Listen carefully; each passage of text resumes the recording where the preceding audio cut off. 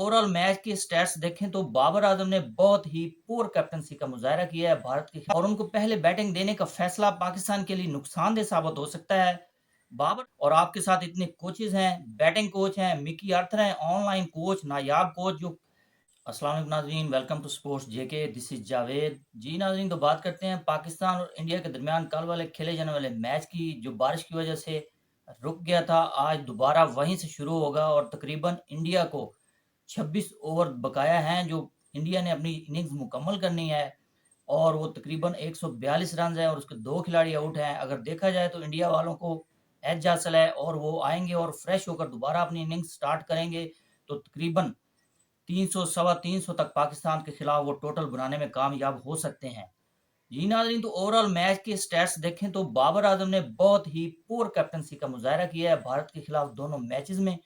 पिछले मैच में भी बाबर ने डिफेंसिव क्रिकेट खेली और उनके 4 खिलाड़ी 64 पर आउट होने के बावजूद फील्डिंग को बाहर किया और स्पिन बॉलिंग लगाकर उनके बैट्समैनों को खुला मौका दिया कि खेलें और हमारे खिलाफ बड़ा टोटल करें।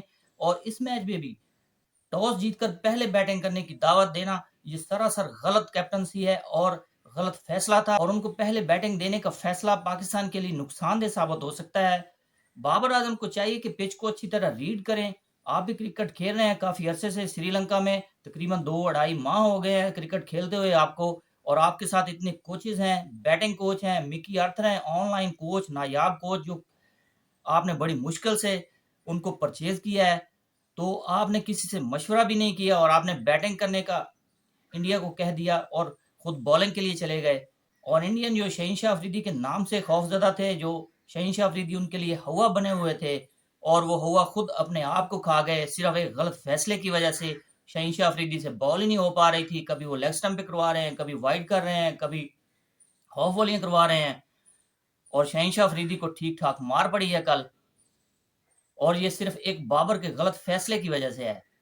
देखते हैं जी बाबर आजम का ये फैसला सेकंड बैट का पाकिस्तान के कितना हक में जाता है, क्योंकि पाकिस्तान के पास इमाम उल हक जैसे स्लो स्ट्राइकर हैं और वो 80 के स्ट्राइक के साथ खेलते हैं। आजकल तो रना बॉल भी कम है, फास्ट क्रिकेट हो गई है, लेकिन इमाम उल हक अब भी 80 के स्ट्राइक के साथ खेल रहे हैं। और अगर 250 का स्कोर हो तो पाकिस्तान उसको 300-350 बनाकर के चीज करता है और यूं एंड पर तकरीबन 10 की एवरेज हो जाती है तकरीबन हर मैच में ही, ऐसा ही देखा गया है।